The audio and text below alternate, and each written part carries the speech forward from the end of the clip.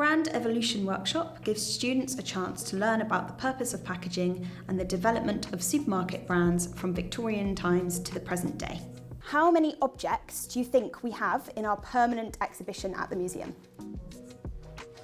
Students undertake research from the museum's collection. They get a chance to look around our brand histories displays and then work in groups to improve packaging designs in relation to consumer habits and market trends, designing products for 20 years in the future.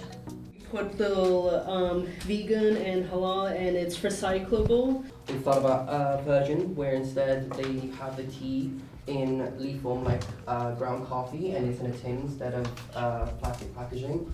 My favourite part of the Brand Evolution workshop was just seeing how the logos and packaging evolved from the crude 1920s design to slowly being modernized, along with the creativity slowly just disappearing into the modern day. It's still interesting to see.